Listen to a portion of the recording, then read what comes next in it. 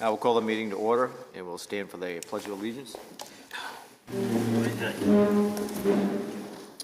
Pledge Allegiance to the flag of the United States of America, to the republic which stands one nation, under God, indivisible, with liberty and justice for all. Thank you. I'll entertain a motion for consideration of the minutes of the November 13th meeting. I'll make a motion, Mr. Chairman, to accept the minutes as written. I'll second it. All in favor? Aye. Activity reports, gentlemen. You have anything? I'm good. Okay, I'll run you through what you've missed since the last meeting. As you recall, CJ Smethurst was in here to meet and be accepted by the commission last meeting. Since then, he has been sworn in, and that was December 4th, and he's already begun his FTO program. Mike Robbins has resigned to pursue out-of-state residency and employment. His last day is actually tomorrow. And he will be remitting payment to the town for his unexpired contract period. We wish him well. As far as the police department, what we're working on is we're still into our budget preparations, and we will be meeting with the budget committee on the 16th of December. And in that will be the police department communications and the animal control budgets. We are also going through and finishing up our training requirements through the state requirement and the ACADIS program, which the captain's been working on feverishly.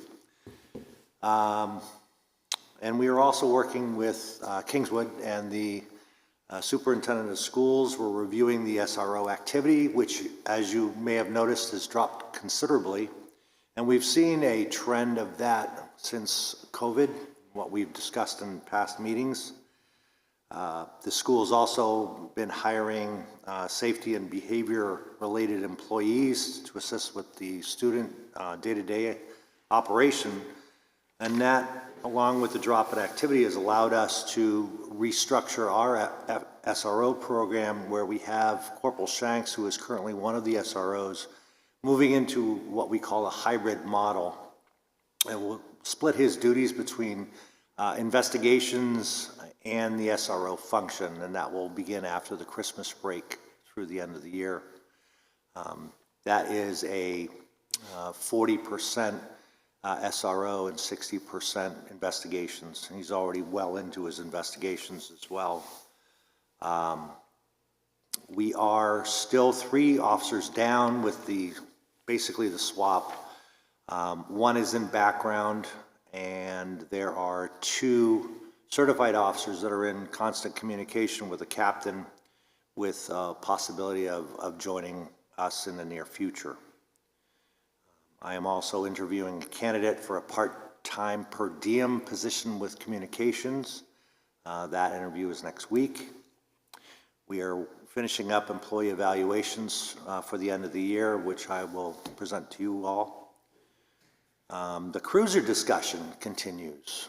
As you are well aware, we've been having a lot of conversations with both budget committee members, Board of Selectmen, town manager, and yourselves with regard to trying to get cruisers to the police department.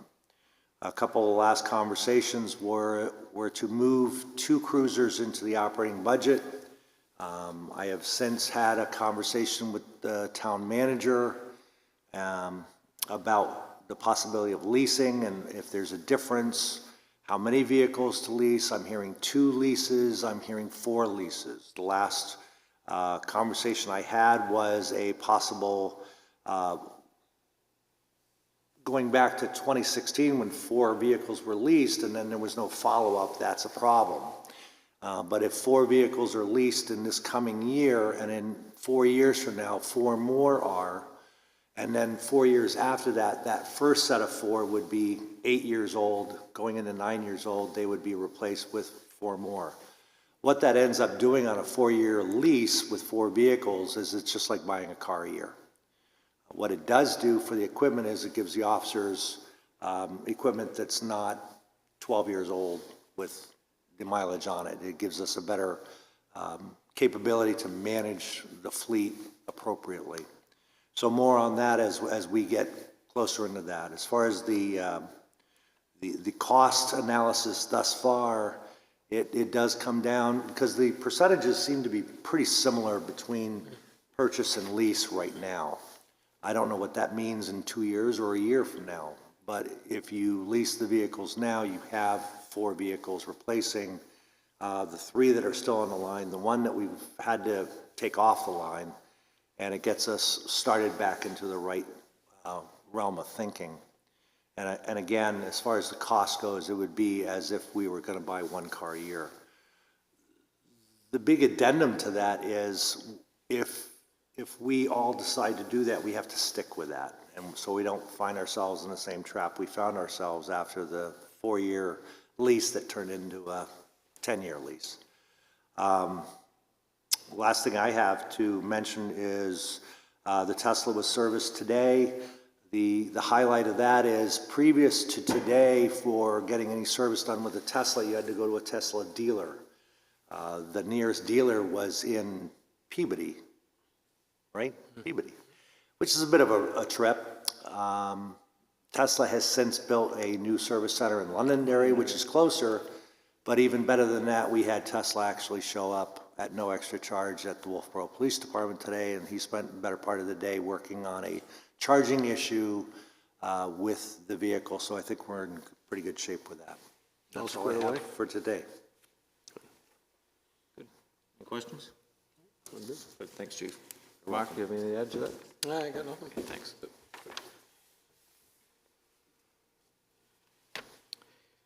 Commissioners' items. The next meeting will be Thursday, January 8th, 2026. So January 8th in the new year, 2026, here at the Great Hall. Selectmen, Board Rep, and Budget Committee Rep. And I believe there's a Budget Committee meeting going on right now. Yes. So I don't think those 2 gentlemen are here tonight, and Kevin Duffy is a third, so we'll excuse those gentlemen tonight. They're doing the people's work. We appreciate that. Public input. Any public input, gentlemen? Ready? No? Thanks. Do we have anything for non-public, Chief? I have nothing, sir. Wow, it's going to be fast. It is. I think that's it.